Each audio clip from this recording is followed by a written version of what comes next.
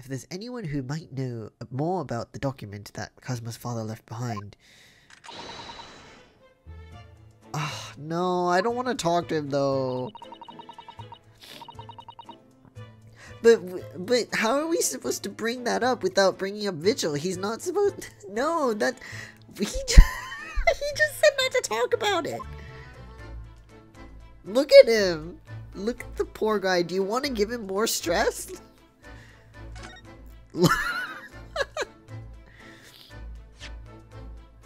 Oh my god.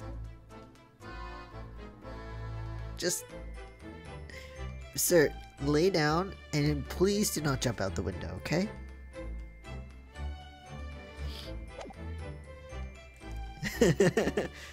Quick scapegoat Van Zeeks, no! No, I don't want to go to the governor's office though. He told me not to come back anyway. No, this...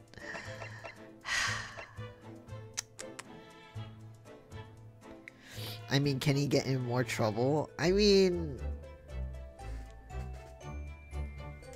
I don't know. Alright, let's go. Let's go to the man with the guillotine clock. It is a really cool clock, though.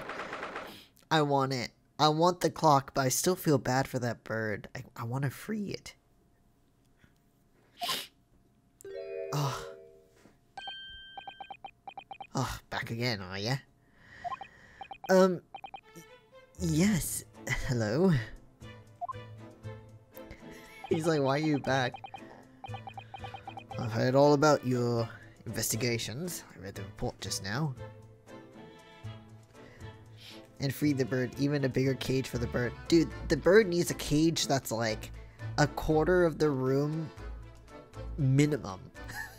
Because that's a big bird. Maybe half the room minimum. You found him, eh, Vigil? Yes, luckily. Well, anywho, the laddie doesn't work here no more, so your case is now... Oh, I'm guessing that's nothing to do with Barclay, got it. Own room just for the bird. Exactly! The whole room, minimum. Let's make the minimum bigger. Whoop.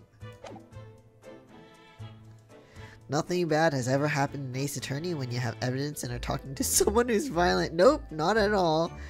You know, never got punched in the face with hand that's covered in really lots of gemstone rings, whatever.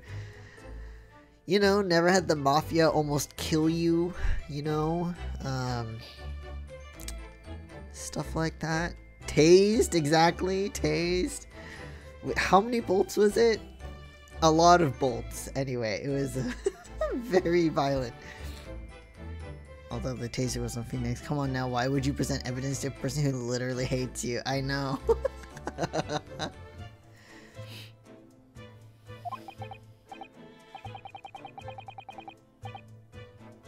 Wait, hold on, what did he say?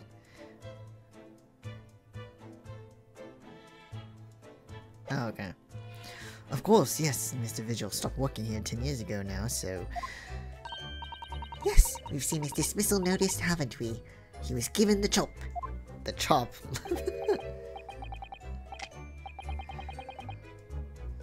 Oh my god. So cute.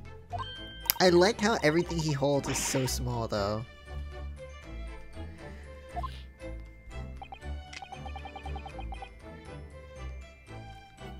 Like, the teacup is so... His hands are huge!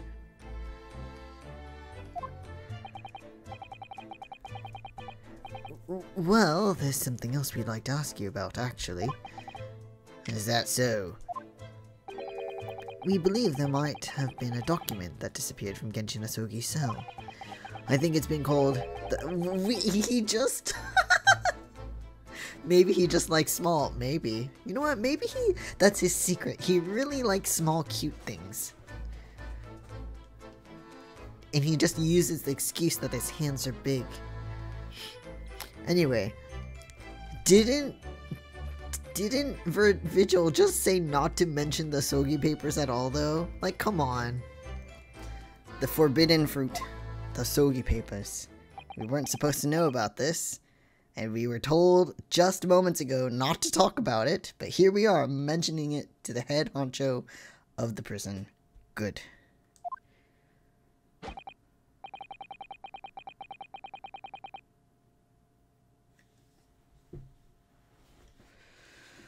I know you'll say that, but... Still, Caden. Leave the past in the past, laddie. Let's not futter about... I can't speak. His expressions changed completely. We're clearly onto something here.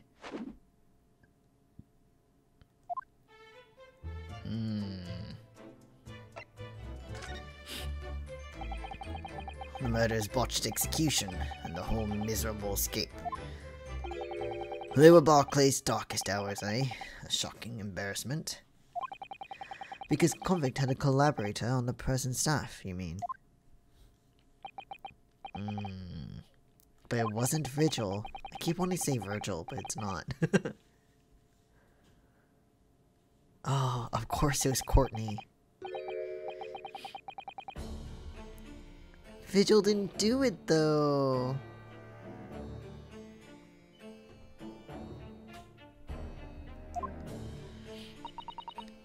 But Mr. Vigil says he didn't know anything about it. The rascal wouldn't say otherwise, eh? More handcuffs? Oh, how could I say no? You can never have too much iron in your diet. No. Iris, you can have too much iron in your diet. I mean, an iron deficiency is a bigger problem because it actually happens more often, especially in the female body, but it's still you can have too much iron. It's still a metal. When Mr. Vigil was handed his dismissal notice as a result of what had happened, he was so despairing, he jumped out of your office window, didn't he? I didn't like to say, but that's just Vigil trying to get out of it. I don't think that's the case. Do you not think he would have jumped from the shock of his crimes being exposed, eh? I do. Especially very true, especially menstruating and too much iron is literally poisoning. That is true, yes. Iris, don't take too much iron.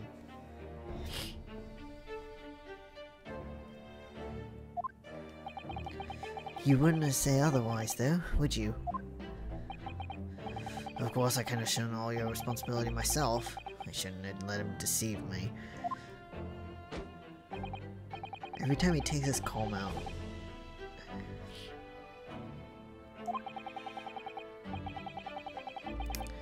I'm trying to remember why the taking out of his comb is familiar to me. Right, I remember. Never mind, I just remembered. It reminds me of Detective Bad. Whenever he takes out a mirror, it looks like he's about to take out a gun. So this guy, whenever he takes out his comb, I'm like, what? Weapon? No, it's just a comb.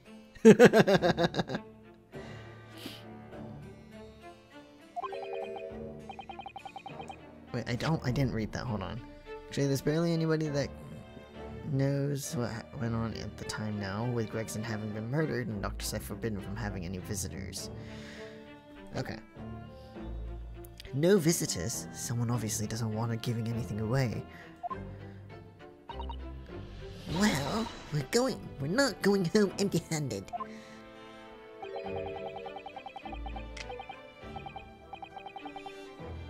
That's not what she meant. Iris, no more iron.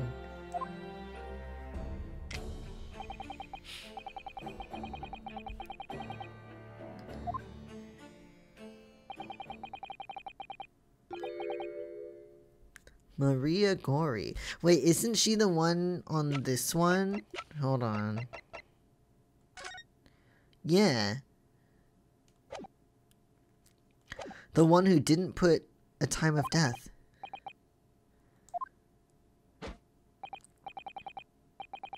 I had a feeling that that was her, but also why is the last name different? Especially because Stevens is the maiden name and Scythe is the name after she got married, so I would assume her daughter would also have Scythe as the last name.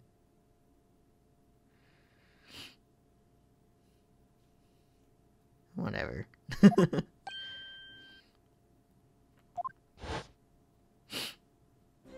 Oh, the girl that wanted to cut you open while you were alive. What is this? I remember.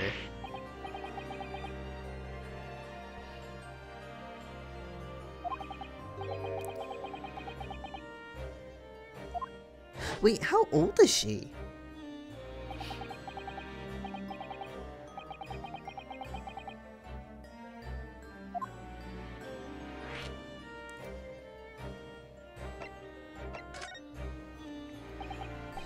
Because she seems very young.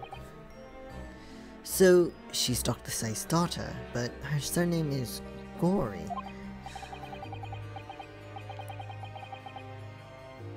Okay, so some family thing going on.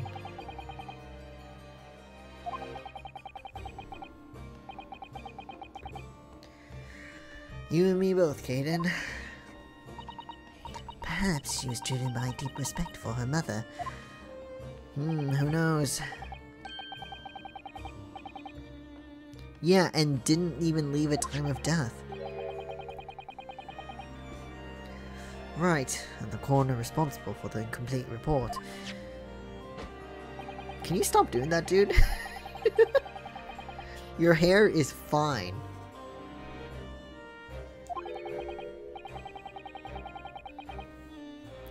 What?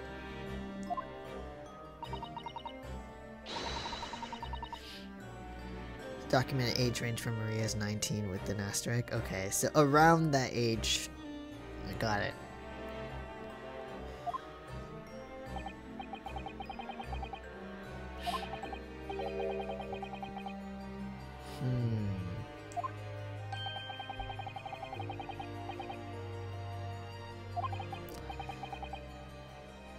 Definitely read her as younger. Yeah, she seems younger. I wouldn't... Maybe like Susato's age? Maybe 17 at most, but...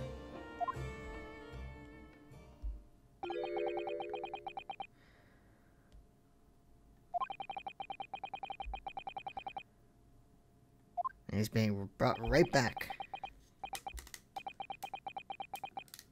No! I can't give up on this!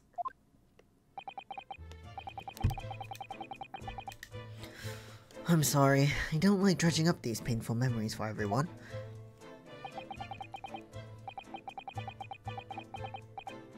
Nope, not gonna happen.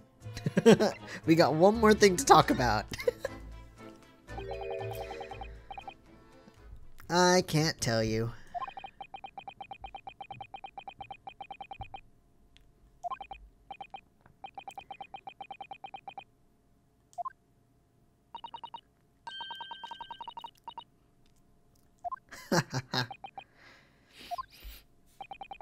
We've been led to believe the papers are actually a lost will and testament.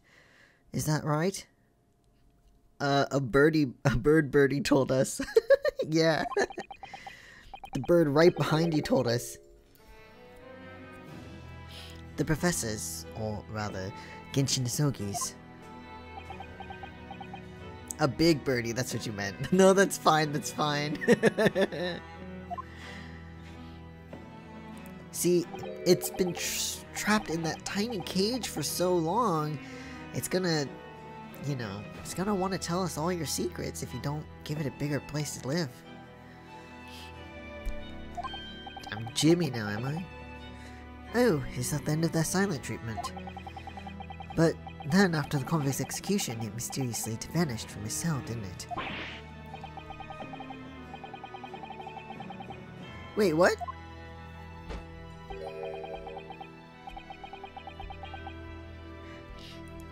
Wait, but it wasn't... What?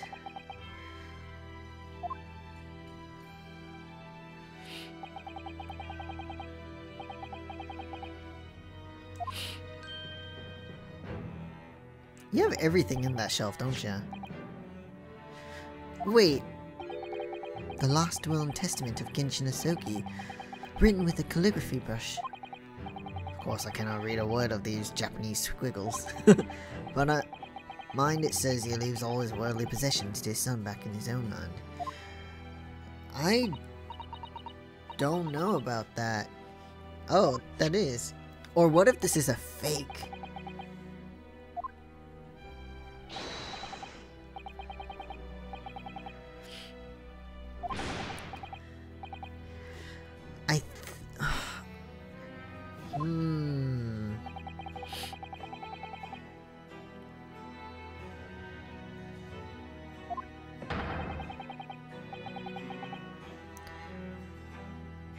But how would you know to send it if you didn't know for sure what the will said? I feel like the will must have said something else then. And this is just like a distraction.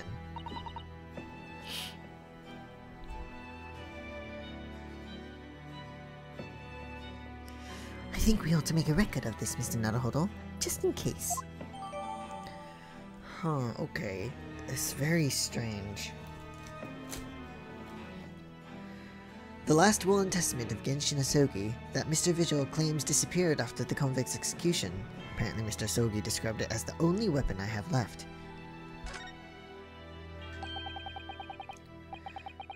Oh, what you gotta say to me, dude? Those papers are now nothing to do with... okay.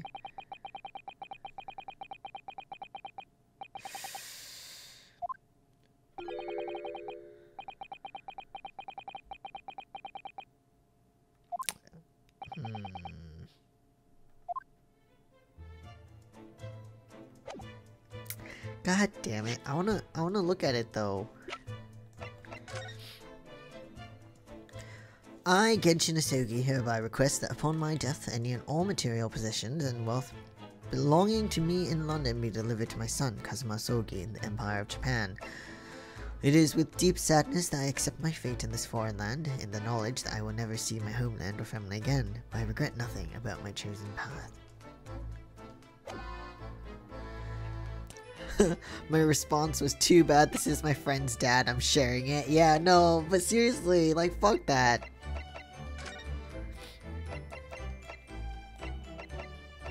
Okay, is Kazuma back yet? I mean, he has to be, he just left the hospital.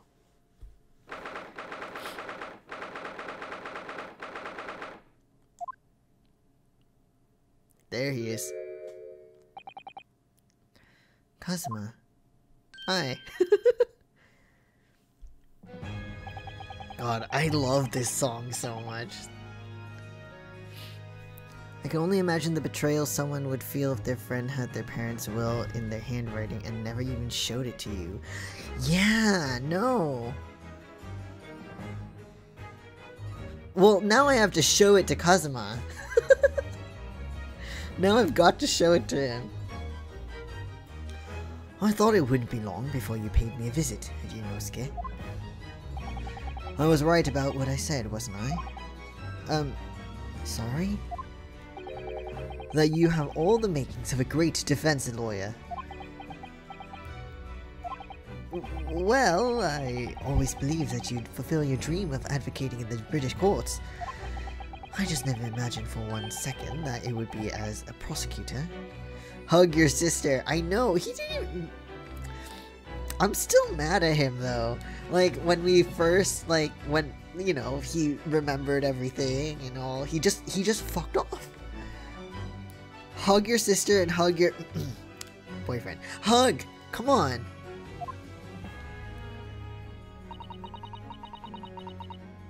His favorite character in the game, but still, I know. Seeing you stand in a foreign courtroom so gallantly, realizing your dream, Kazuma-sama. I'm truly happy for you. And I'm truly thankful to you, Judicial Assistant Mikotoba. Can you just call her by her name, please? Susato? Ryunosuke? I always thought it would be fun for you and I to shake up the British legal system a little together. This isn't quite how I envisaged it, but I suppose it's just another twist of fate.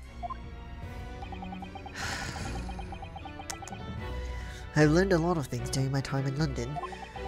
About how Susato-san's father was himself a visiting student here once, along with Judge Jigoku. And about what happened with your father. Then you'll have no difficulty understanding why I had no choice, why I had to find a way to get to Britain as a visiting student myself.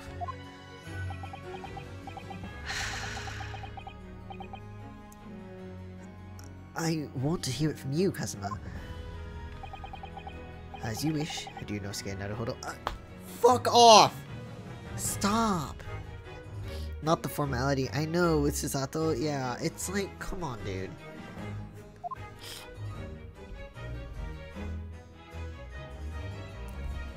Kazuma, I like you, but you make me so mad sometimes. It's getting on for a year now, since what happened on the SS Burya. You were heading across the oceans from Japan to Great Britain when a bizarre series of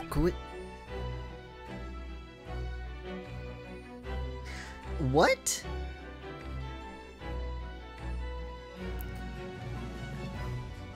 Do they mean series of coincidences?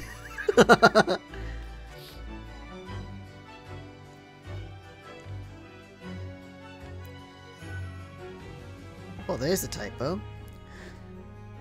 When a bizarre series of coincidences led to those tragic events, I thought I'd lost my best friend forever.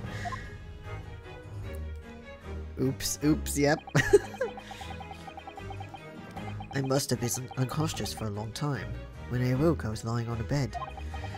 It was a narrow little room. There was a posy of flowers by the pillow. It took me a little while to realize I was in the cabin of a ship. So you were still... okay, you were awake when you were on the ship? I mean, after? I slipped out of the room and headed up onto the deck. Were you already suffering from amnesia at that point? Okay. Go to Britain.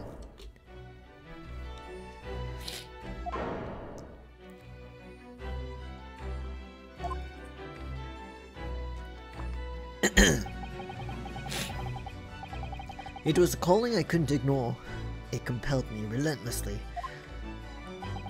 Out on deck, I saw that I was on a huge steamship and we were docked in a large port.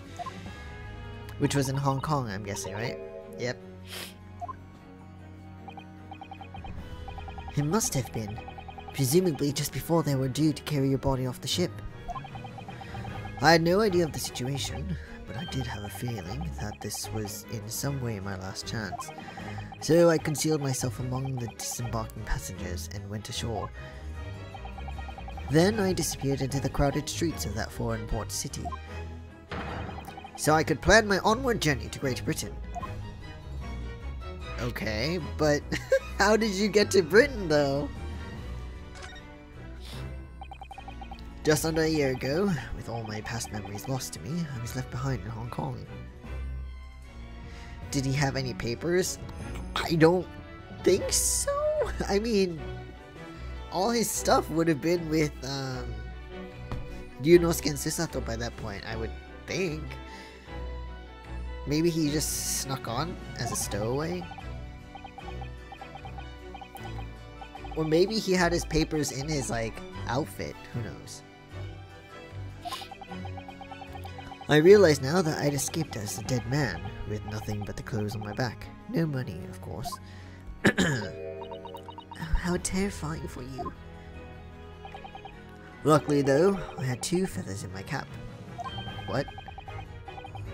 One being your knowledge of English, I suppose. That's right.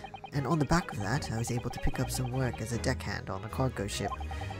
Eventually, after calling out countless ports, I finally arrived at Dover. Oh, so you were working.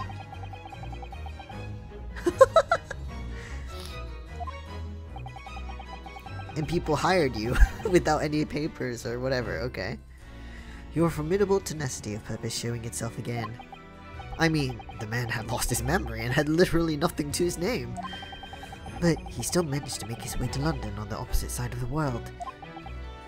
Of course, I had no idea why I'd moved heaven and earth to get here at that point. So, how did you end up becoming Lord Van Ziek's apprentice then? Like, why? No, there's no way. Someone must have known who you were. Maybe. Well, yeah, of course. Okay.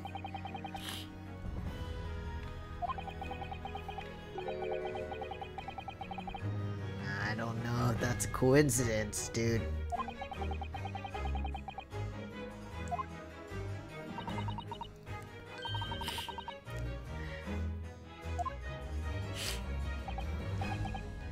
So you remembered law, but nothing personal. Got it.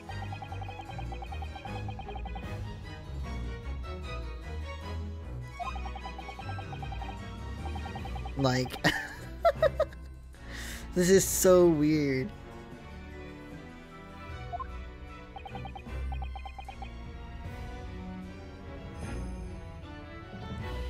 He really is a nerd. I say he's a nerd. Yeah, no. Maybe because it was so important to his mission, like his self-proclaimed mission in Britain, that was just something he didn't forget. I don't know. He's too stubborn. You finally got your memories back after the trial involving Drebber. I don't like that mask. I mean, I like it, but also don't. Alright, well, what about your pops? Let's talk about him. Ever since I first met you at Yume, you talked about your dream. Mark my words, Yunosuke. I'll be chosen as a visiting student, make my way to Great Britain someday. Yeah, he's very... Man, it's... I don't know about the outfit, but I don't know, we'll see. Did you know the entire time about what happened to your father here? 16 years ago. Oh, baby cousin was so cute!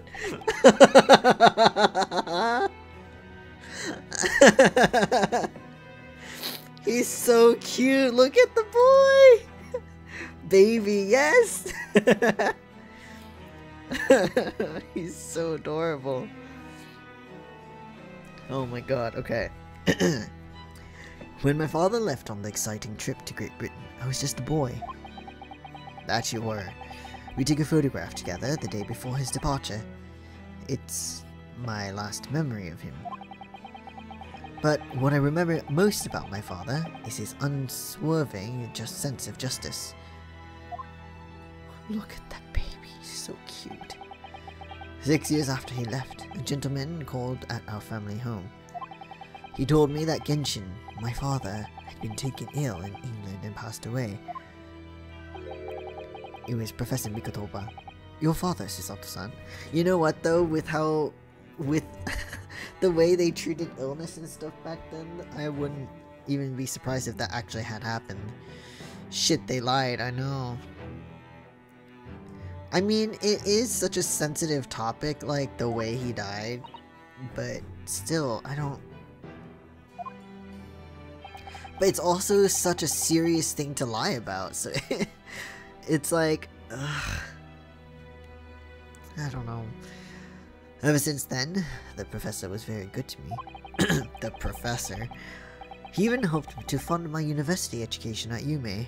I'll forever be in his debt. But, nevertheless, I just couldn't bring myself to believe what he told me. Then, one day, a letter arrived at our house from Britain. There was no indication of the sender, so I opened it, assuming it was from an old acquaintance of my father. Oh? What I read in the letter changed my entire life. It's true, he was a kid, yeah. Losing your dad is hard. Finding out your dad was a convicted serial killer who didn't die by execution but was shot later is probably harder, yeah. And to learn that for sure, the day you remembered your, like, regained your memories, like, in one shot is also, like, fucking traumatizing too. So, what did it say? It said that my father had been a mass murderer, and the writer cursed the Sogi name. Who would send that, though?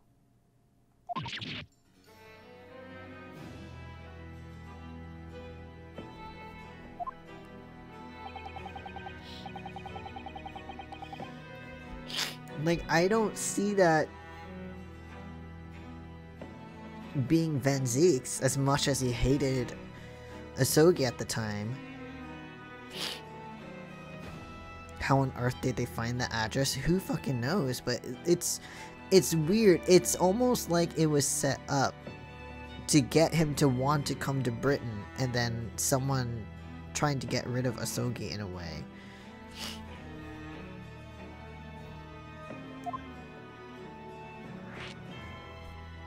Who?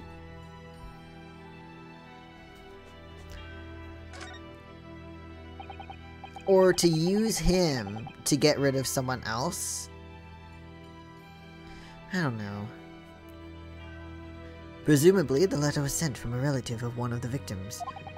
If whoever it was had been a member of the judiciary, he could have been present at the closed trial.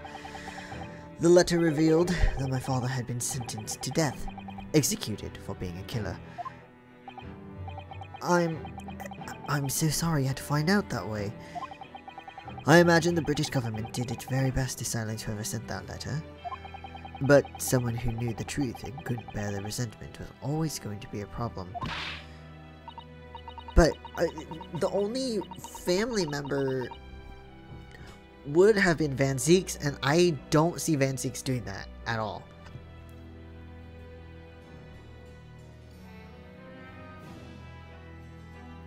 If they were able to get into that closed trial, I'm sure finding the address wouldn't be that hard. That's also true, yeah. But still, it could have been written by anyone. Why would you believe such a thing? There was a newspaper cutting included with the letter. It was the first I'd ever heard of the professor and his terrible killing spree. Well, what did my father have to say about the letter? Probably didn't show him. That's what I thought.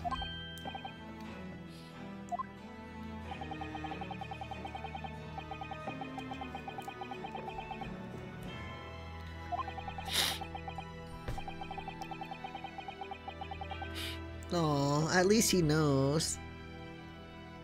Great communicators, all of them, of course.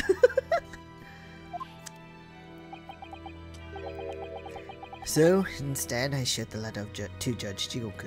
Why?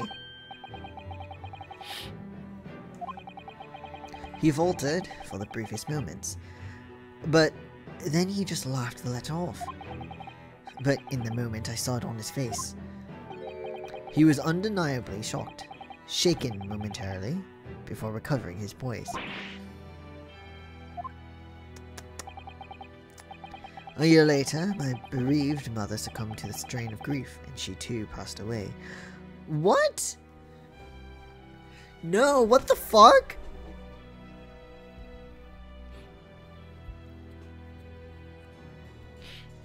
No, that's too...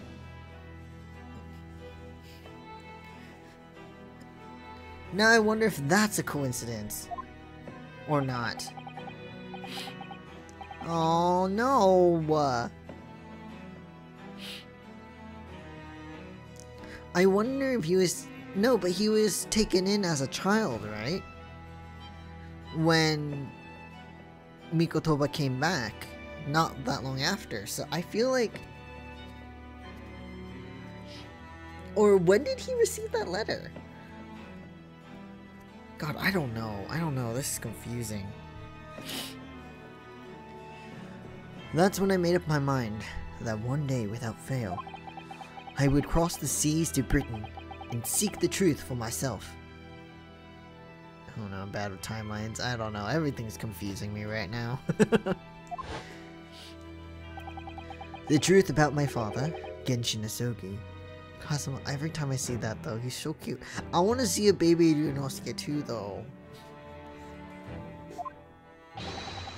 And I wouldn't let anyone stand in my way. Oh dear. Oh dear. What we learned today in court turned things completely on the head. He was an impressive piece of lawyering. Ryunosuke Naruhodo. Stop with the full name, okay? What are you, Franziska von Karma? Shut the fuck up. We're friends, best friends. Ryunosuke is fine. Lord Van Zieks isn't the Reaper, you know. I almost don't want to believe it myself, but it turns out that Inspector Gregson himself. The victim was... It's not Gregson. I'm sure it's not. It's clear that the Inspector was behind the Reaper's activity all along. Or, wait, what? Or, really? But that doesn't make sense to me.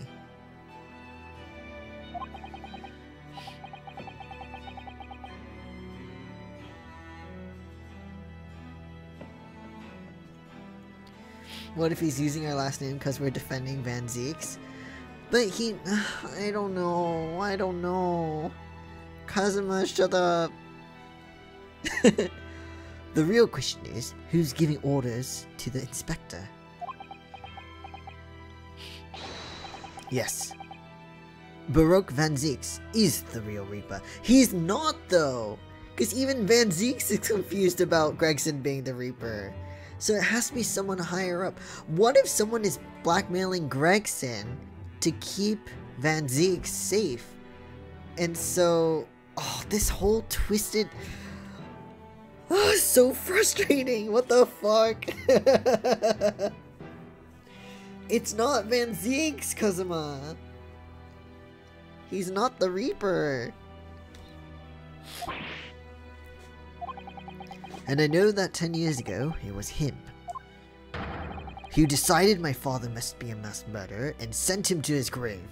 Ah, come on, there's someone else.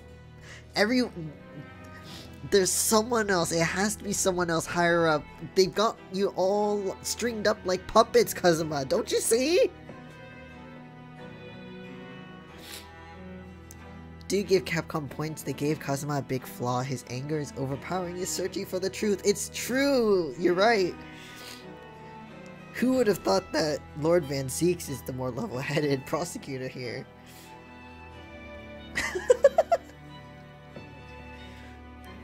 Because he's been all about looking for the truth. And surprised that Ryunosuke is also for that. Every time they do a trial, and when Ryunosuke keeps pushing for something, he's like, what the fuck is this Japanese kid doing? How can I hate all Japanese when this guy is not like how I thought he would be? I really like that twist though, it's really fun. Kazuma, don't you see you're being played for a fool? Oh well.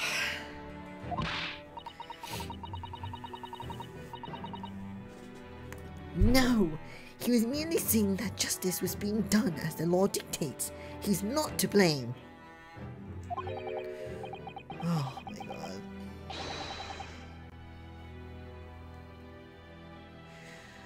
They're both idiots. I have trauma and it's someone else's fault, although Kazuma is more justified because his isn't racism. I guess. Yeah, he doesn't hate all British English people. You know, one thing I give points for Van Zieks though is that he actually recognizes that his hate for Japanese people is illogical, but they're both dumb in that regard. But Kazuma, I think at the moment, is too blinded by his anger, while Van Zieks has had 10 years to kind of like let it set in a sense, like not get over it, obviously. I mean, his brother's death was such a big deal to him, but for Kazuma, this just cemented it for sure, like what had happened. Because even though he got the letter back home, this was, like, the 100%, like, certainty, like, clarification, I guess. I don't know. Doesn't justify it 100%, but, you know. Ultimately, it's people who condemn people. The law is just a tool that they use to do it.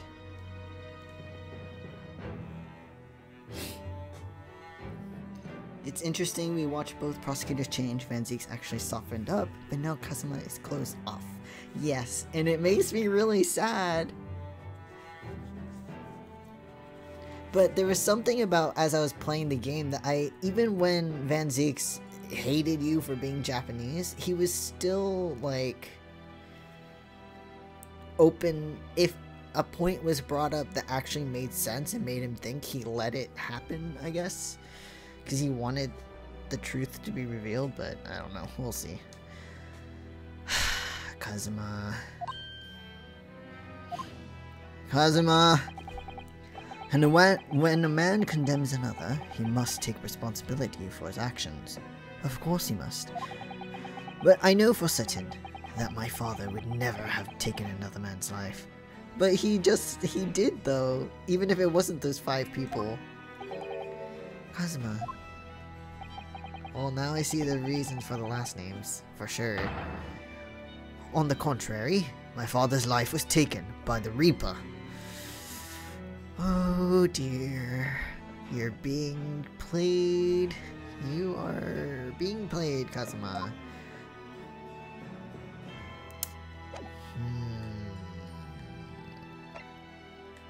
Now that we're not... Okay, so I'm not gonna go anywhere, but...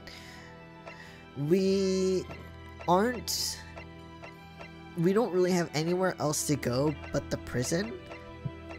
And usually when we're finished with an area, it's kind of like, you know, it blacks out and, you know, it's like, oh, we have to go somewhere else, or I'm busy, fuck off.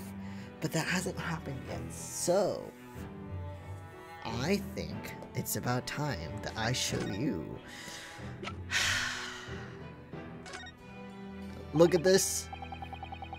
Never mind. It has nothing to do with it. Never mind. Fuck off. No! Fuck off. Fine.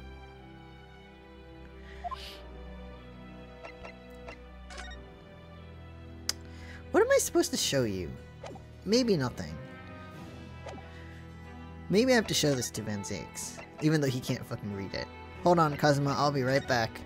I'll just quickly run over to the prison and then run back.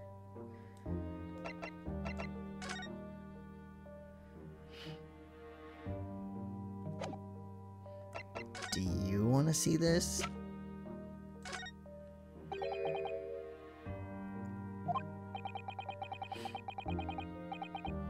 Oh, I actually do have to show you this, do I? Maybe? There was the jingle, the confirmation jingles. I'm hoping it is. It's just something I was hoping to ask your opinion about, that's all. It's a serious crime for the defense to attempt to extract information from the prosecution by illegal means. But you're not the prosecution, so... I think we have more of a defense and client relationship now, don't we? Van Zieks? No? Then what was the jingle for? God damn it. Okay, so that wasn't actually helpful. Oh, maybe I can show it to visual, even though I really don't want to stress this man out anymore. But, hey, can I show you something?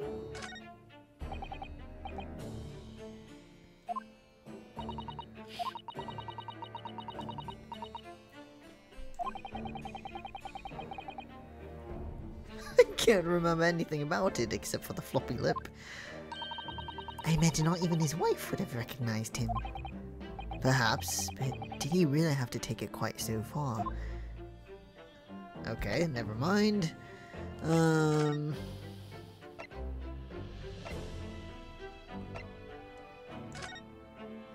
I mean, there's still more I have to do here.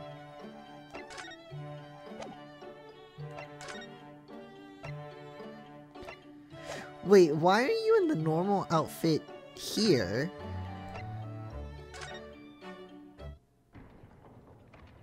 Or I guess that's her going out outfit now. Most bullshit thing in the game, Capcom cannot give me a good reason to not show this his dad's will. Yeah, I know. Maybe the hotel? No? I can't even examine. Fresno Street?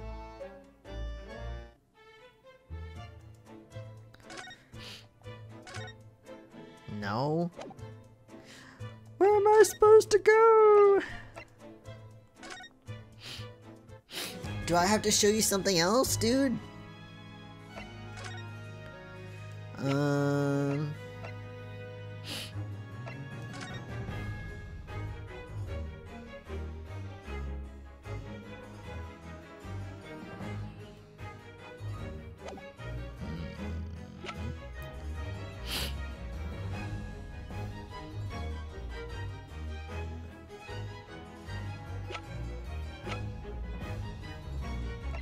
What am I supposed to show you? Can suspend disbelief for a lot of things, but we have the will and the game does not let you show him it until the trial. Illogical. I know! Let me show him the will!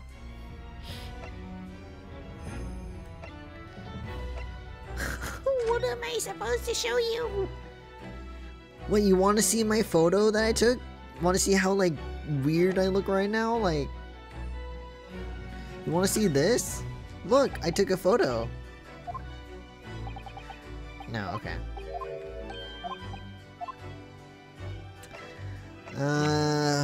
Okay.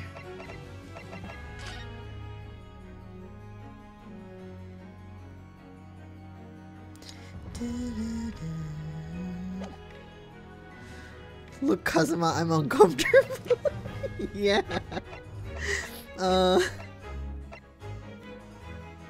Wait, weren't we... Okay,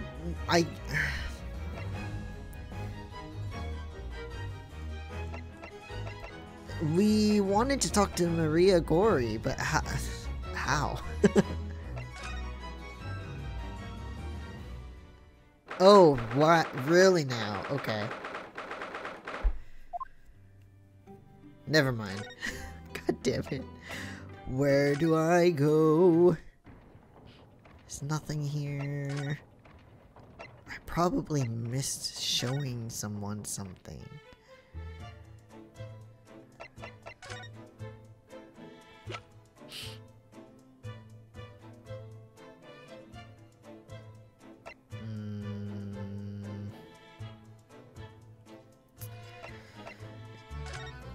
Do you want to see how uncomfortable I am, or... I mean, there has to be some use for this photo.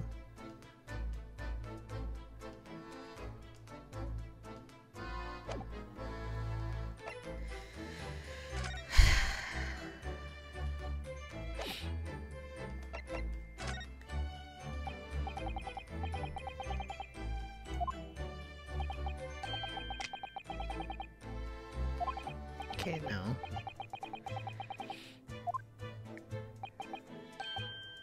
No, okay, I'll leave.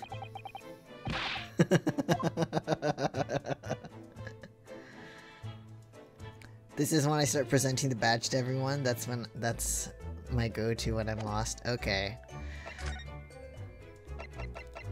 Hey Kazuma, do you want to see the armband that I have that actually used to belong to you, but I have it now?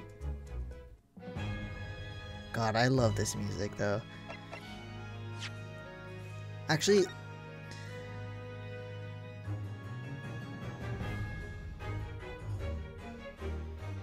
yeah, it's Kazuma, it's your armband.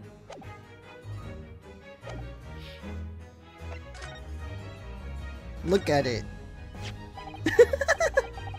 Kazuma, this is your armband. Actually, I think it's yours now. But your name is written on it. Sorry? You're the defense lawyer. You have a talent for it. I've always known that you would. And now you've chosen to take that path in life.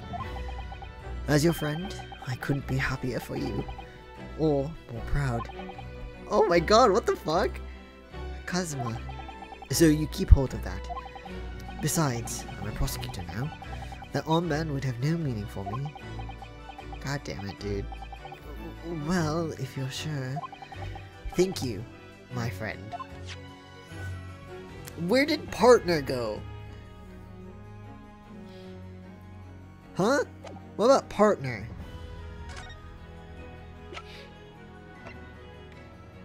You don't want to see my uncomfortable face in this photo.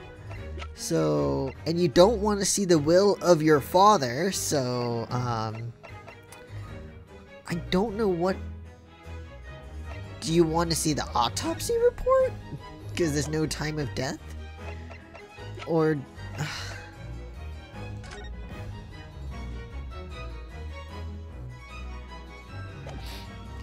I think he's mad that you won't believe Vanzi's is guilty. Okay, fine.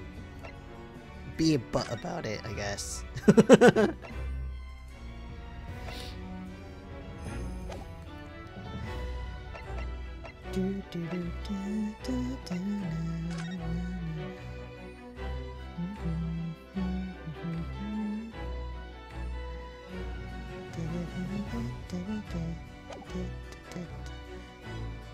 Maybe it is the autopsy report because it can connect us to the mortician. Maybe.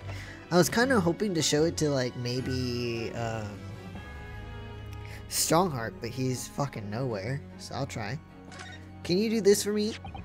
Oh my god, it actually is! Maybe. This came up in the trial, didn't it? Something a little dubious, I mean. The fact that no time of death was recorded on Inspector Gregson's autopsy report.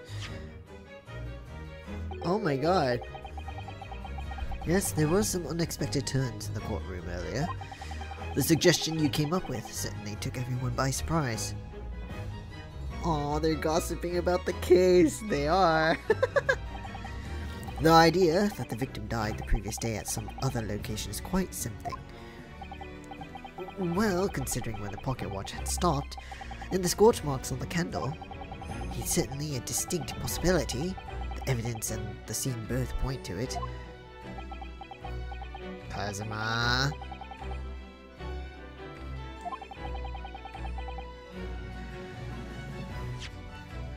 To be honest, it bothered me too, so I paid a visit to the autopsy room earlier. The coroner responsible wasn't there, but I got her name. It's Dr. Gory. What is the pose with the peace sign near your face? I think he's just like... It looks weirder from the front. I think it's just him like... Oh man, I want to show you, but I don't use a camera.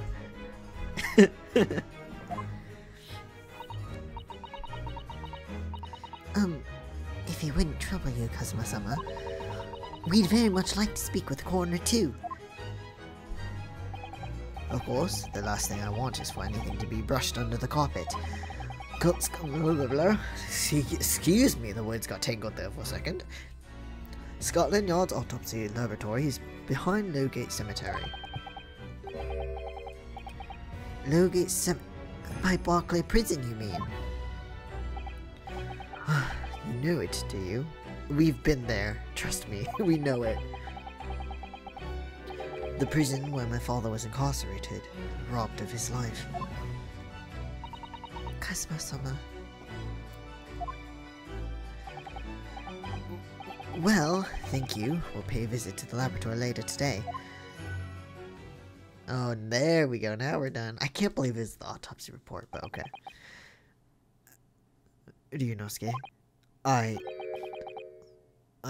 want to thank you. What the fuck? Why? For this. Oh, now you're bringing up the Nocturne version, which I like a lot too, but... You safeguarded the soul of the Asogi clan. Well, it is a famous sword that's been in your family for generations. My only slight regret is that I never got the chance to draw it before I returned it to you. Kadama is said to have been forged by a master swordsmith during the Sengoku Warring States period. I come from a long lineage of warriors, many of whom were expert swordsmen. Well then, you're a chip off the old block, I'd say. This blade, Kadama, is the symbol of the Asogi clan's honor and might.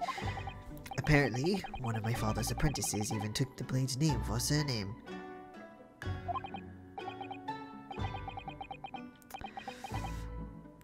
One of your father's apprentices, eh? Karuma, uh-huh. Well, I wonder who that may be, eh?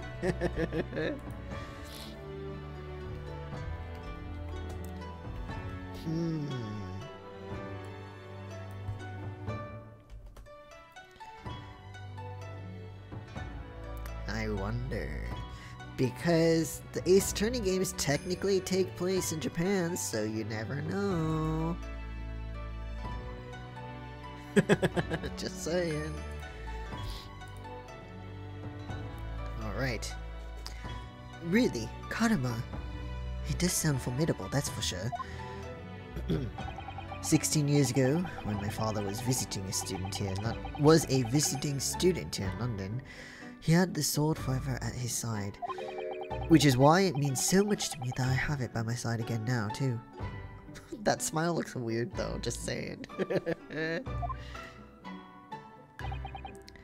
And that is all thanks to you. It was an honor.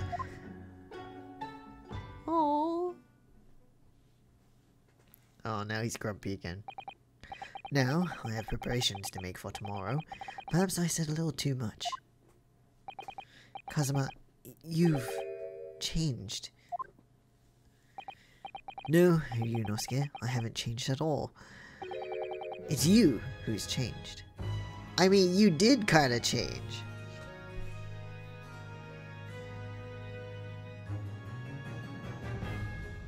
So I'm doing the pose again. It kinda hurts, like, where my pinky finger is.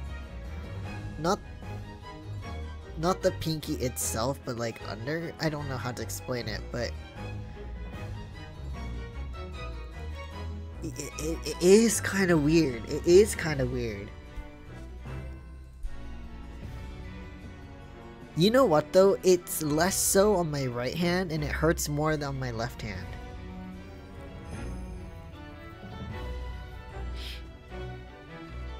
Also, Kazuma, you did change.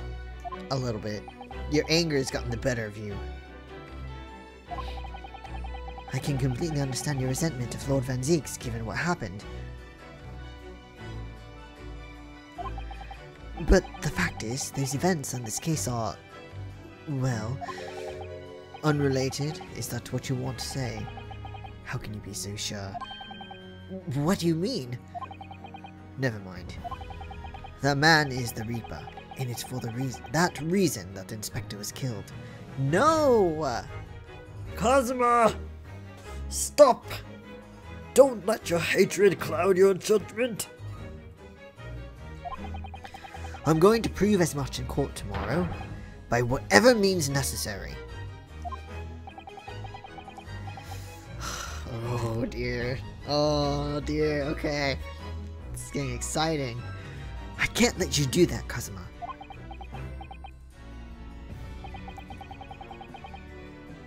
I know you'll do what you have to do as a lawyer, but I'm sure I don't need to tell you that I won't be taking any prisoners in the courtroom. I would expect nothing less. Until tomorrow then, in the Old Bailey. Bye. I guess. Just want to talk to the motion capture actor. Did this hurt? Yeah, it's so weird. God damn it, Kazuma. Why are you like this?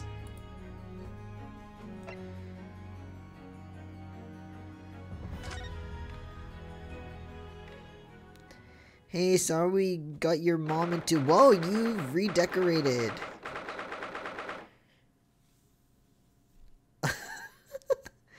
It's kind of cute, but creepy at the same time.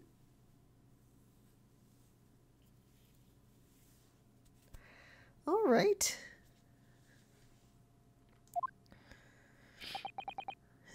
This place, really is creepy, isn't it? You know, my favorite doll is the one on the... It's like it's being hung by a noose, but it's a skeleton. Well, being a dead room, it's probably full of the spirits of the dissected. Oh, the stuffed cat is cute too.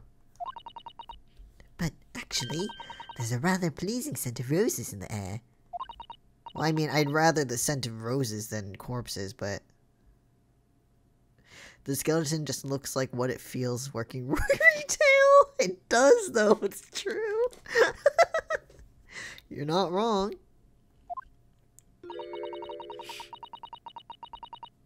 Ah, that's true. Iris, you're right. Iris, do you think we could change the subject? She looks way too happy. Oh, lovely. A sharpening of knives. Susato.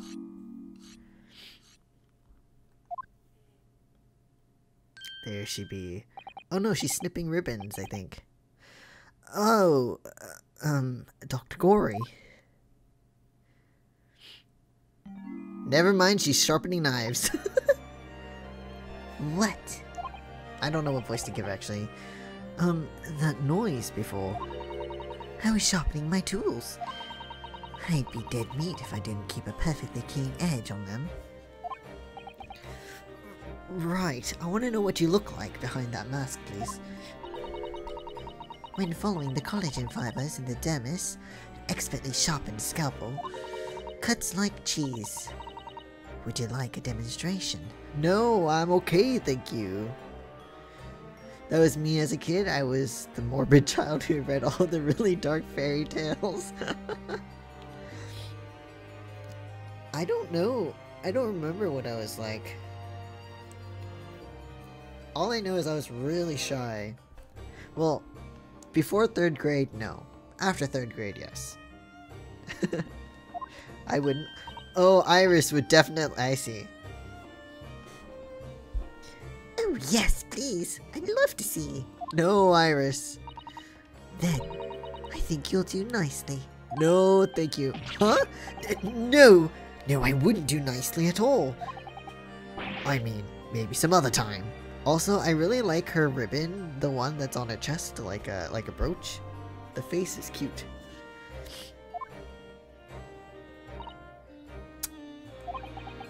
Was that a tut? Well, we came here to ask questions, so... That's just gonna be the animation this whole time. I see. I don't care if she does science, no knives. Yes, no knives, please. At least on me. No, no, thank you. We have actually met before. I'm a lawyer, if you remember. You're not dead yet. What? So, Mama said I wasn't to cut you open. She's so strict about things like that. Well, good. That's good. Dr. Scythe has some scruples, at least. Do you know, Skip, please? Oh dear. It looks like she's not interested in talking to us. For the time being, anyway. Voice. For the time being? You mean until we die? Hope that's a way off. You're too young. Oh, please, that's... No, thank you. Sorry, but I wasn't planning on dying anytime soon. Stop! Surely there's some less drastic ways of making her listen. Do I have anything?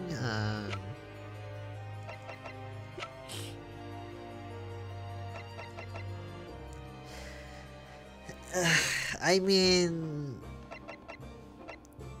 What if I show her picture of the body?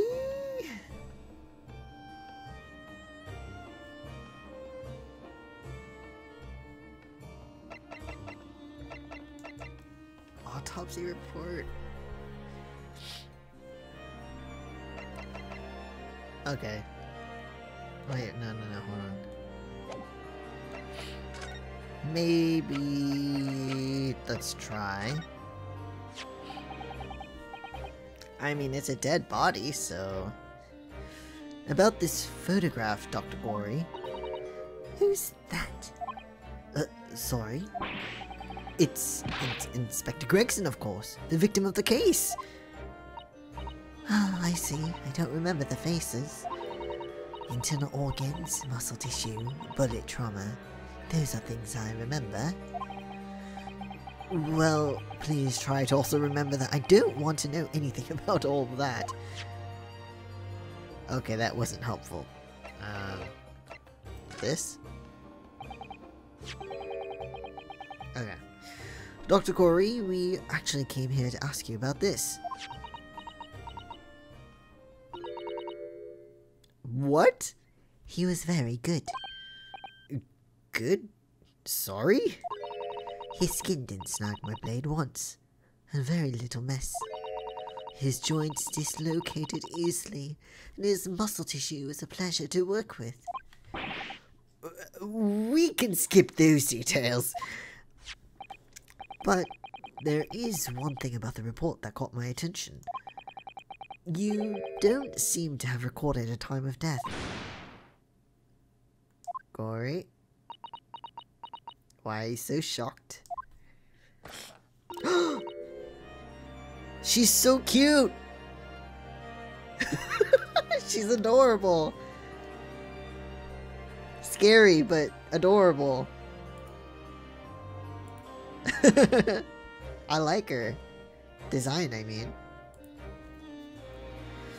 That's not my fault. Oh, that made me jump. Then please, tell us what happened. I like this. I mean, it looks more menacing with... you know what? I don't know.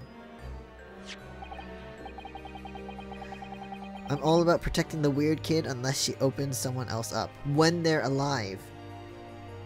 Well, I mean, in general, but this is her job, so it's okay. That's her job to do so. But, like... please don't open Nunosuke up. He still lives. So, why doesn't this autopsy report include the victim's time of death, then? It's really the most crucial detail. Oh, she put it back on. Why? I was told not to write it. What? By whom? Someone higher up that she... I knew it!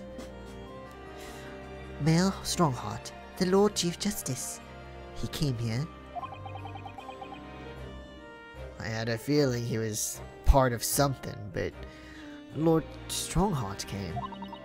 He said that from the witness statements about the gunshot, the other evidence, it was obvious. The man clearly died at 5 PM on 1st November, when the gunshot was heard. No, that's suspicious.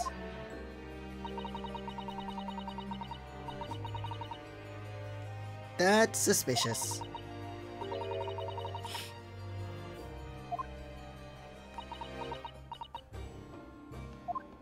Come on, you can tell us. Dr. Gory, if you're hiding something under Lord Strongheart's instructions, then sooner or later you're going to go the same way as your mother. That's true. Give it here then. She's like, fuck that, no thanks. I don't want to go to prison.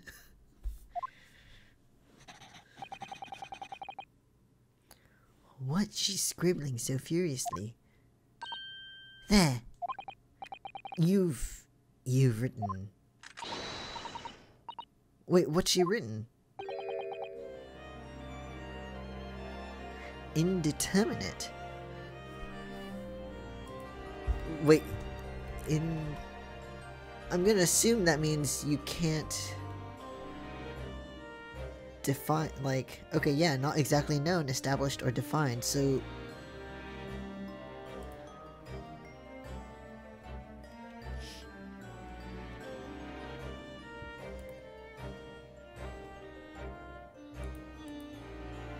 Wait, so... Wait, so is he actually dead, or what?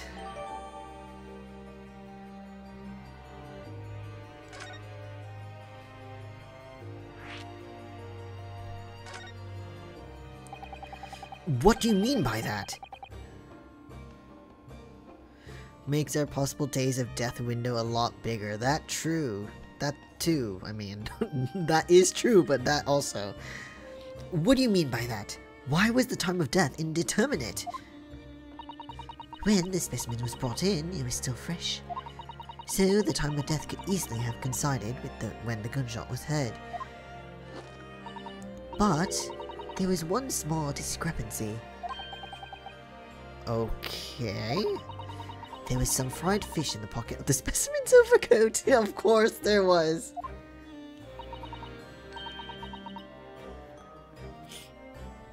and that fish had started to rot. What? If the victim liked fried fish, he presumably liked to eat it before it went off. Well, yes. What are you really trying to say? Wait, so if it was fresh, then the fish should not have been rotting. Because he would have eaten it by then. Okay. It's possible that someone tried to manipulate the apparent time of death. Manipulate? Is that even possible to do? Theoretically, if you were to chill the body in ice, you could delay the onset of putrefaction. Putrefaction. The process of decay or rotting in a body or other organic matter. Okay. Very sus, yes. And if overcoat wasn't on the body at the time, then only the fish would have started to rot. With today's science, it's not yet possible to determine if the body was chilled or not. But today's science is advanced enough to let you freeze a corpse, it seems. Suspicious. Mr. Strongheart.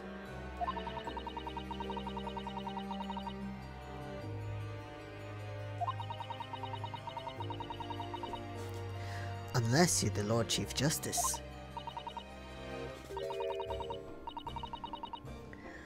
Factory.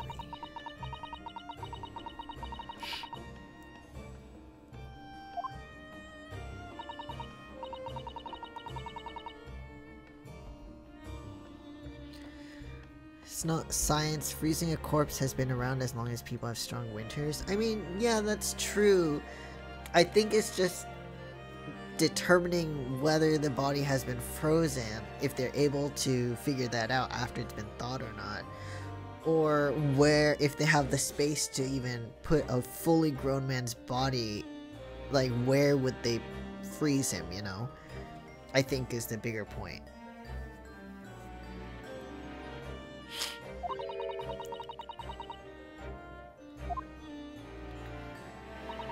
I couldn't say for sure.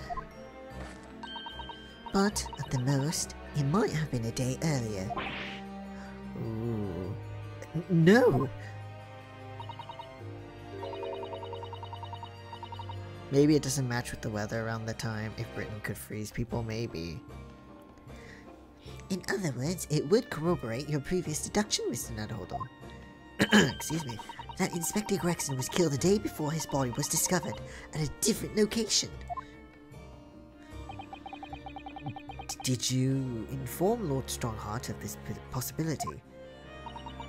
He simply said that there was no electrical refrigerators of the size in the vicinity. Strongheart, you are very suspicious now.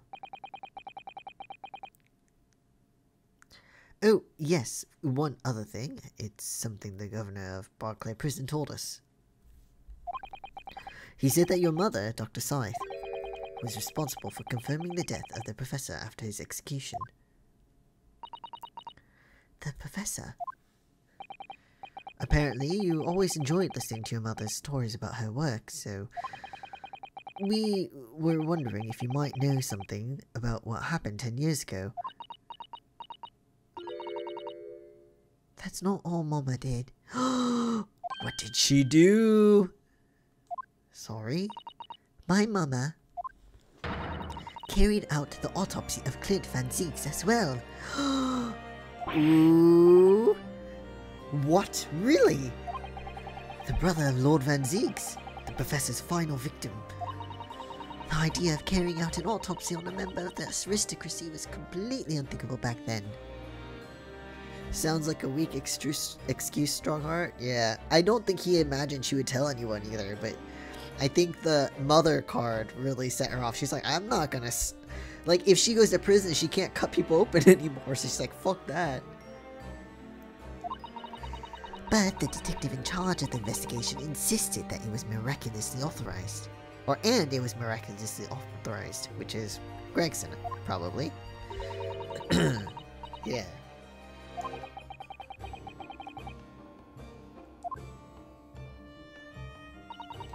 That autopsy provided the vital clue needed to arrest the killer. And Mama was there for that historic event. What does all this mean? You know, that amazing autopsy happened right here in this very room. The professor and Clint Van Zieks. They both spent their final moments before their burial on that dissection table there.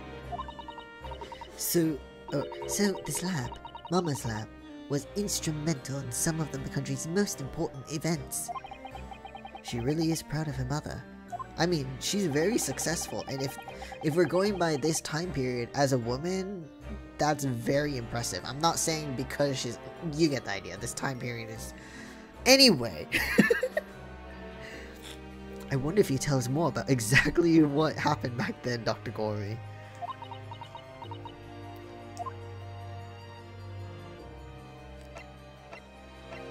Wait, is there more? Okay. Her mom paved a path where there wasn't one. Exactly. Like, I know this game isn't 100% accurate with the times, obviously. But it's still impressive. I guess. Yeah.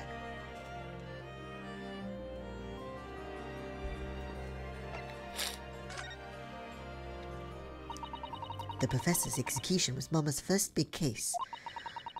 She had to be in attendance at Barclay Prison's execution chamber and sign the certificate to confirm the convict's death. Mama is the best coroner in the world, you know. I was so proud of her. No, apparently not. She helped with the jailbreak.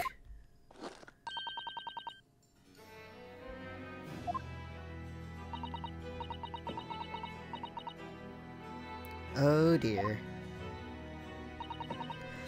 I believed in her, in Mama, but now I wonder if I'm starting down the same path as her. Oh no, Maria! You mean because you omitted the time of death on this autopsy report? But that's because Lord Strongheart forbade you from including it. Just like Mama. I'm sure she was coerced by somebody too. Probably Strongheart. Thank goodness she doesn't hate Naruhodo for putting her in jail. I think she's more level-headed than a lot of people probably give her credit for because she's young, but like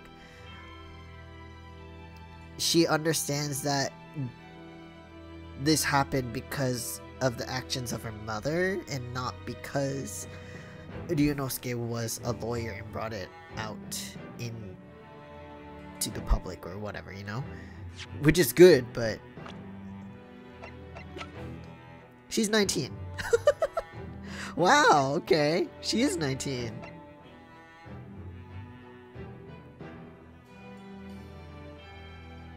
More than Kazuma, definitely, yep. Yes, that's my feeling as well. Don't you get tired of putting your mask on and off like that all the time? There's no doubt that there were powerful forces at play 10 years ago. The execution couldn't have been staged without a lot of people at the prison knowing about it.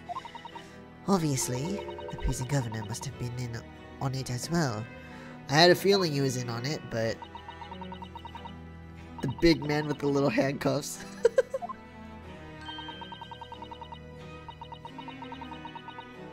Yeah, he was lying to us.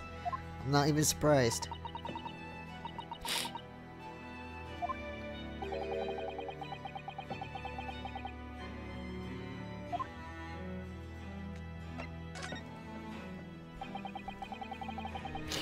You mentioned the autopsy of Clint Van Zeeks. It was at a time when carrying out autopsies of murder victims was very unusual.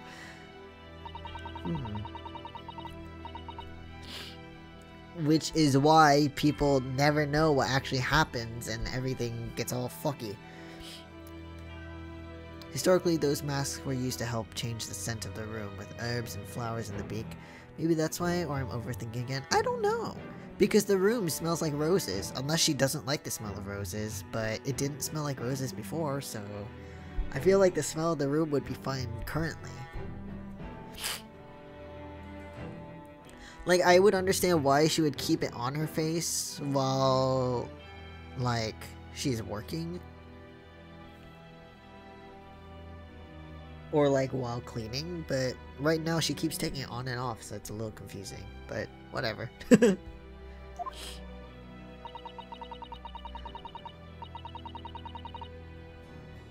Maybe Capcom just wanted to show off the sprite, maybe. It turned out that he was the professor's final victim, and when the autopsy was performed, Mama was present, although only as the secondary assistant. The person leading the procedure was called Dr. John H. Wilson. Oh! Oh!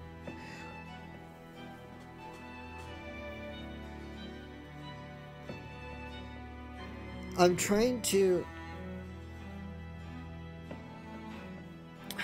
remember something.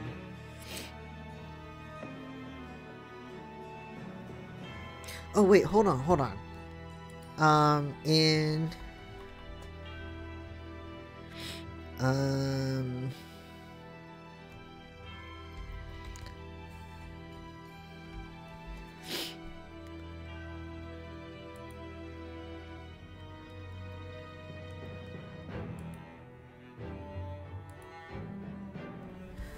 I'm trying to, so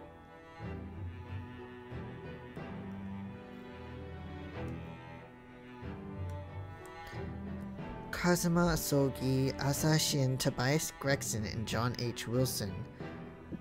I'm wondering if all the people on that list are somewhat, excuse me, somewhat related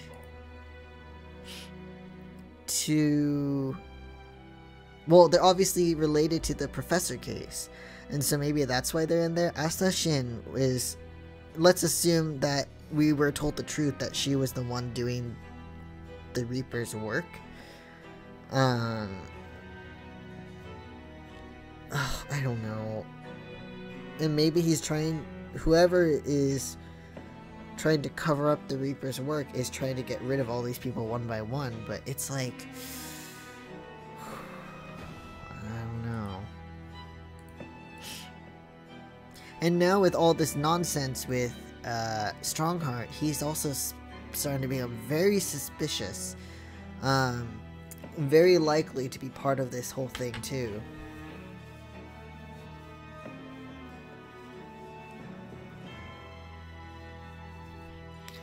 But I don't know. John H. Wilson. That's right, my daddy. And there was one other person present, the primary assistant. He was a visiting student from the Far East. Wait. Mikotoba? Wait, a visiting student? It must have been my father, Eugene Mikotoba. I had a feeling. It's hard because we can finally see some of the players, but how do we Tell who's pulling the strings, yeah. I mean, the highest up person is Strongheart, so that would make sense. But now the reasons are like, why would he do such a thing? But if it's not him, then who else could it be? Because the only reason why I think it's someone who's in a higher standing, at least within the government, is because they're the only people that can probably pull it off and hide it, because they have the resources to do so. I had no idea Professor Mikotoba had been involved in something so important. But the outcome of that historic autopsy was the discovery of a final piece of evidence that led to the capture of the professor. So that's how they came to identify Genshin Asogi as the infamous mass murderer. Do you happen to know anything about that piece of evidence? Can you tell us any more? Probably not. Yes, yes! She's very forthcoming with information, and I like that. Would that be alright?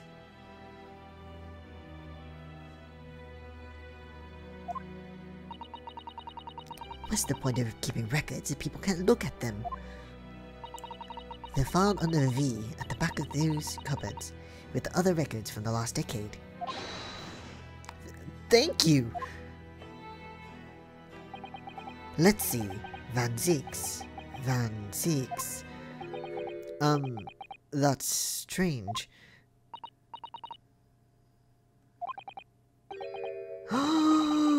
What?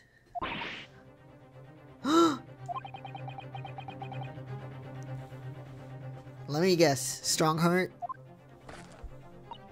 No one's allowed to take documents related to the professor case out of this room. But you're right, they're gone. Well, when was the last somebody looked at them? Do you remember? It was... Oh yes, I remember now. It was 2 years ago. A consulting...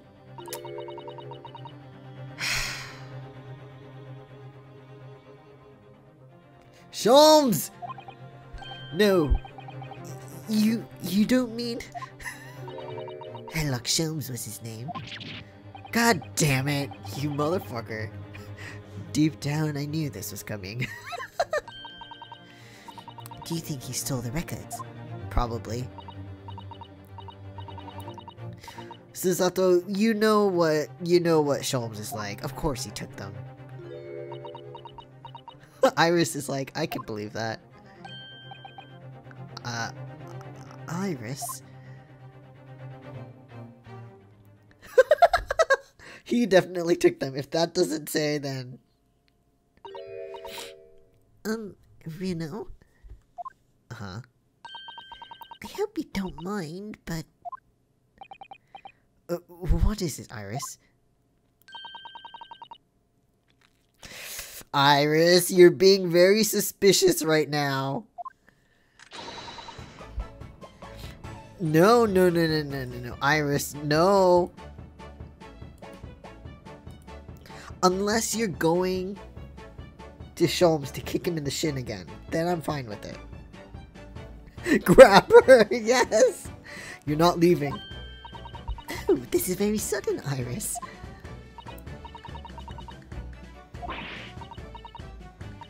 No. That's too Iris! And she dashed like a flash. Wait! Wait, little girl. Me? I remember now. You've been here before, haven't you? Oh, did you take it? Iris? Uh-oh, is right. Yes, 2 years ago, when that detective came. You were with him, weren't you? You were a living specimen then, too. That's the way it usually works, yes.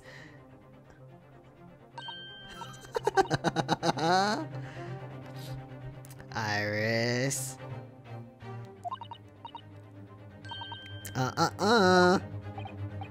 Wait, Iris. No, Iris, grab her. No, okay. She's behaving rather strangely all of a sudden. Because she knows. Oh dear. Well, in that case, we won't keep you any longer. Either.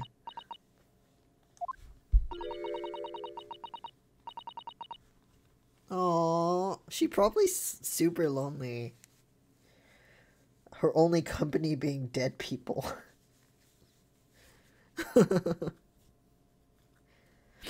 Oh dear.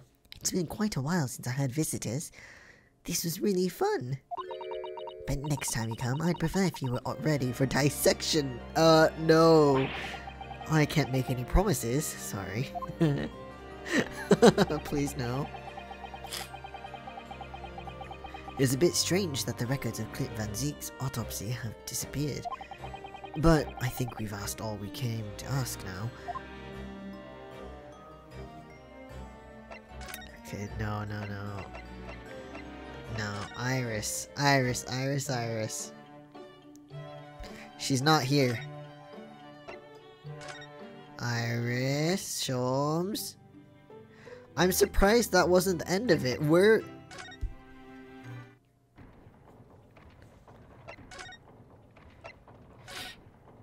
Hotel? No. Prison? No. God damn it. Governor's office.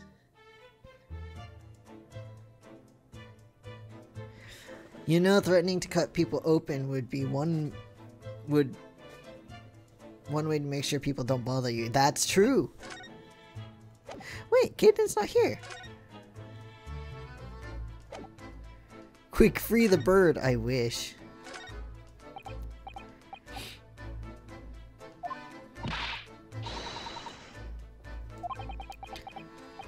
I know, but the bird though. Sisato, look at how sad it is.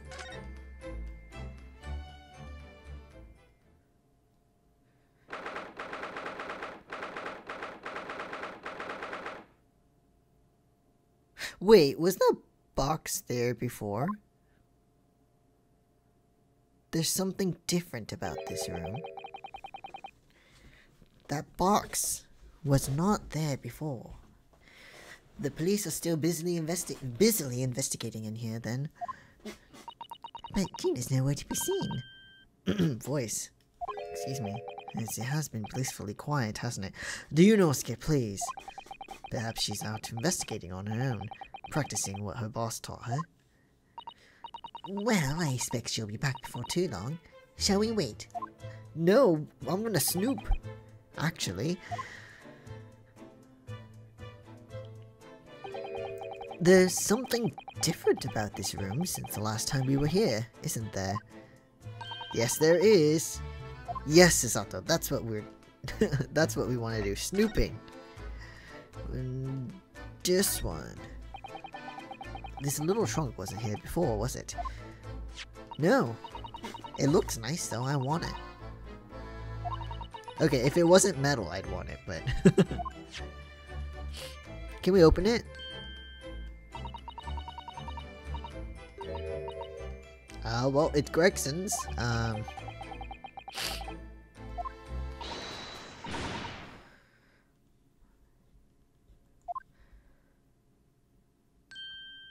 wanted to ask. Gina, we just wanted to know whose it was.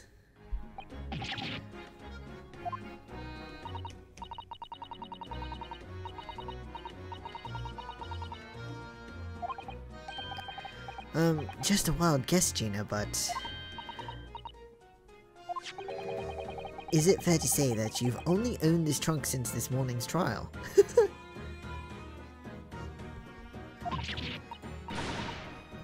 Because it belonged to Gregson.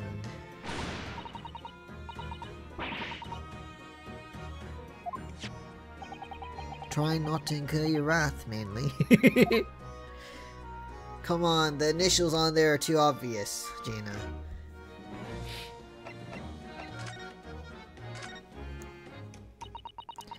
You should hear them talking at the yard now.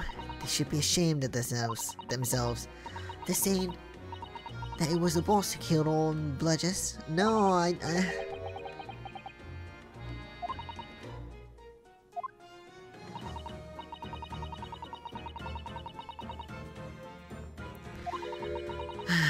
Oh dear.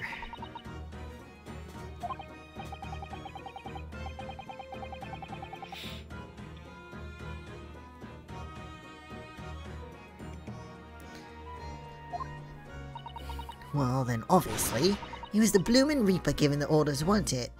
Well, Van Zieks isn't the Reaper.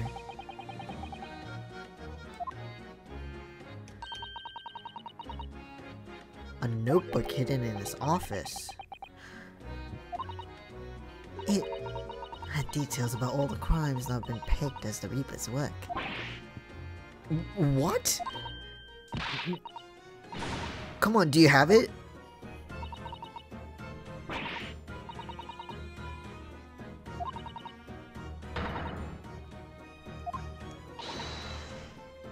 When you found it, you should have looked through it first before showing it to anybody, Gina.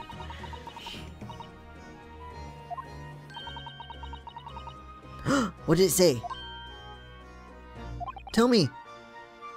That's Sarah Gina. Of course she did. You can always count on Gina to sneak a peek at things she's not supposed to. So, you managed to see what was written in Gregson's secret notebook anyway, did you? The way I see it, it's my right to read what he wrote. It's true, I guess. Can you tell me? Dates, times, places, names. The whole long list of them. All details about the bludgers supposed to have been done in by the Reaper.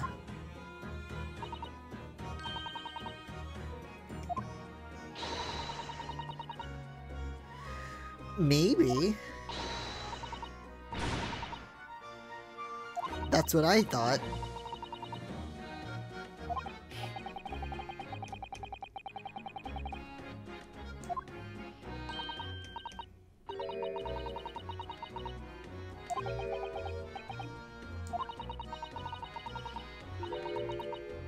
"31st of October, so Halloween. The day before Inspector was found dead, and the name was... Come on. No, Gina! No! Ah, the most important thing.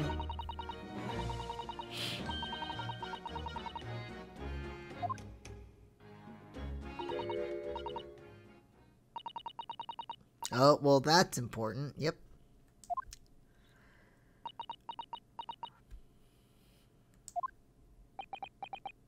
Very important, Gina. Thank you.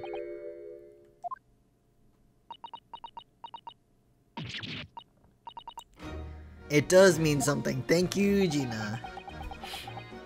Lord Van Zieks knew the name too. He mentioned her as well. The woman who actually did the deeds.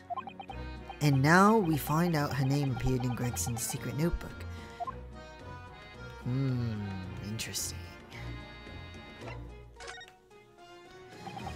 We haven't seen you for a while, have we, Gina? We know we're in universe, but his name sounds like assassin. It does, assassin. Giselle Brett. Well, of course not. I've been busy, ain't I? Investigating in that. The lads at the yard are trying to trace the boss's movements the day before it happened. Gina, please put the pieces together. I know we need to know the other name. The day before, that would be the undercover investigation into the Red-Headed League then. Only the boss didn't go, did he?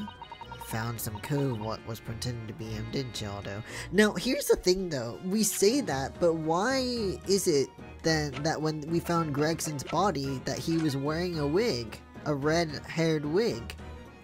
Unless someone put it there.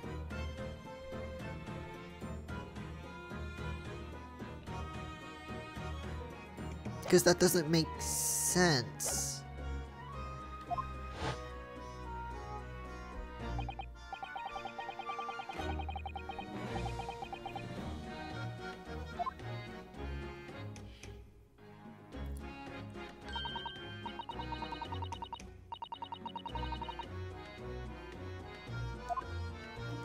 Someone had to know where he went or where he was reporting to, where he was expected to be. That's true. Maybe that's why they put the red wig on him. Interesting.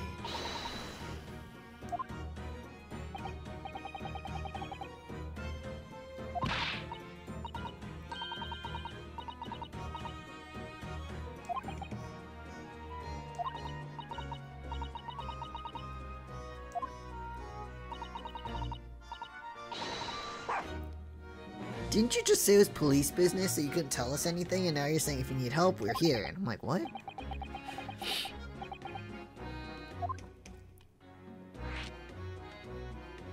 The Hellhound. Hounds of the Baskerville? Gina, about your hellhound there. Pick him right back up, why don't you? Chief Inspector Toby, you mean? He's the pride of the force, he is. In Japanese, police dog means something quite different, and not altogether nice to those involved in crime. But here in Britain, it's a wonderful compliment it seems, for canine at least. It should be, after all, in the Grit exhibition case the other day. It was Toby here who managed to locate Rubber's workshop. That he did.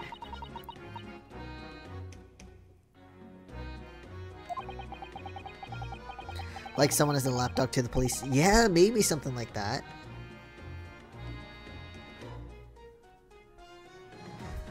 Do we have something the Chief Inspector could catch the scent of, I wonder?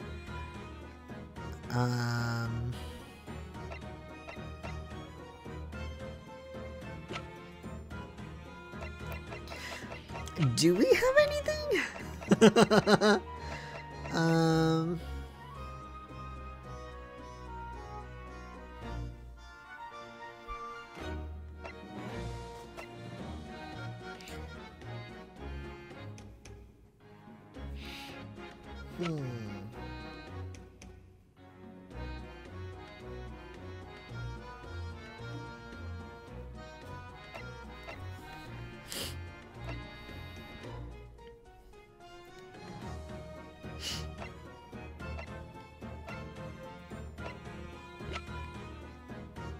I'm kind of confused about this. I don't know if we have anything.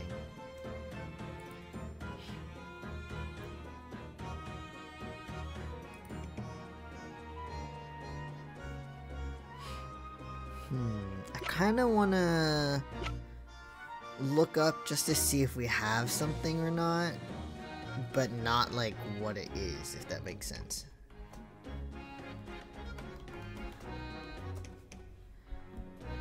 Because I don't want to know that. I just don't know what I'm doing.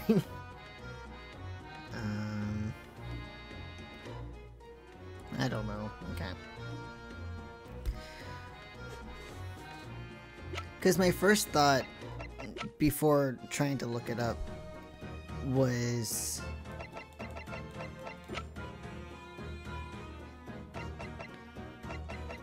like, I don't know why, but like the headpiece, the hairpiece.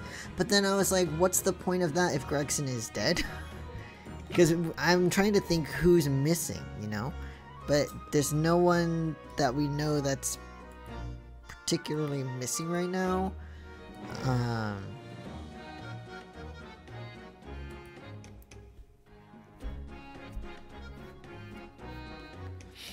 Might need to come back to, that's a possibility, that is, but it's not letting me go back. I can't press B out of this.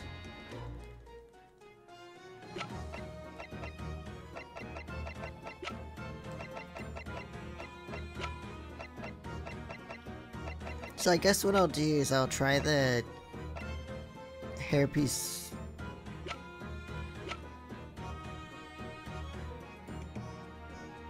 And then see if that does anything. It won't punish you for guessing wrong, then maybe. Chief Inspector Toby, so cute.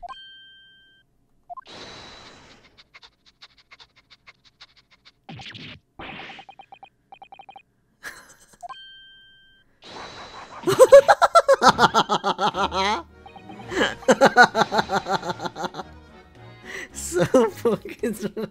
Oh dear, Gina.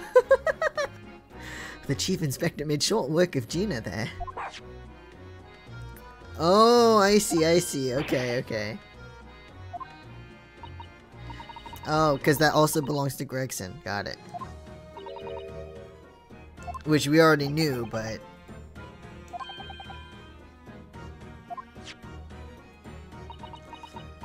Gina?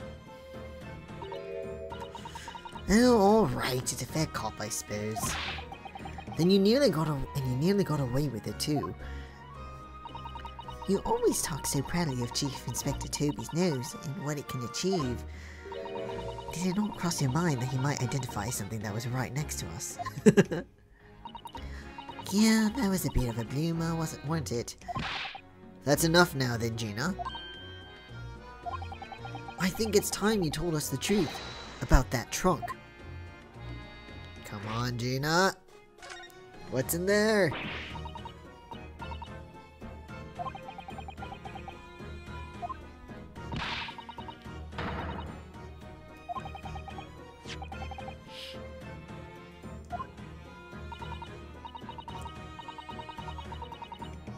Okay, trying to trace his movements. So let Toby here have a whiff of the boss's overcoat. And as soon as I done that, he went off like a shot. Straight to that sandwich. Oh, Beppo!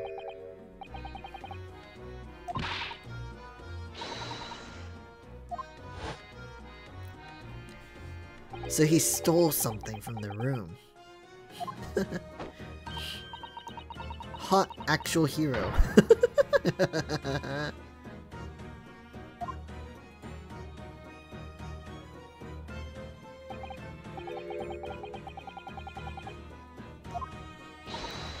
So he stole it. Awful. Me and the Chief Inspector gave the sandwich a good grilling, and you know what he said? What'd he say? Of course he did. Wow.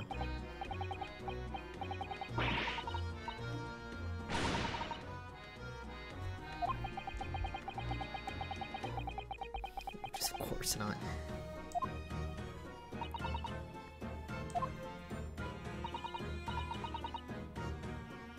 Gina, you can't judge. You literally did this in a past trial. I mean...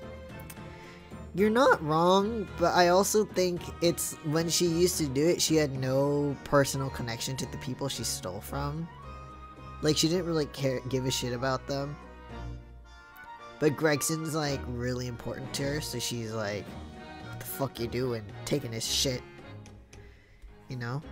Not that I'm saying she's not allowed, she shouldn't judge because, or she can't judge, because you're right, she totally did this shit back then too.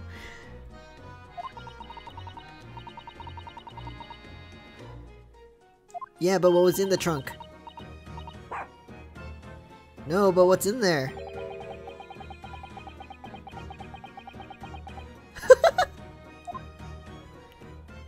Can we look inside, please?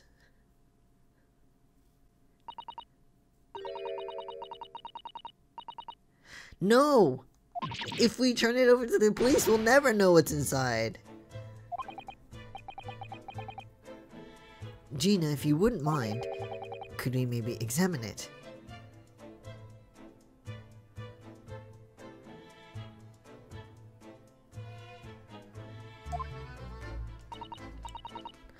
Thank you.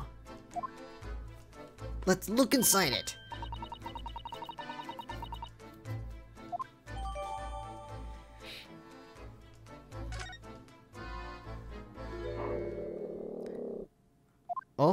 Toby. What's the matter, Toby? With Toby? Why is he acting so aggressively towards me all of a sudden? Toby! Oh my god, Toby!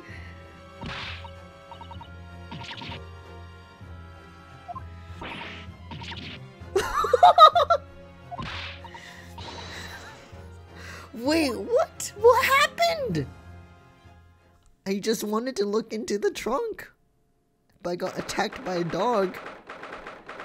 Jeez, that's terrifying. Okay. Who knew such a cute little dog could be so vicious?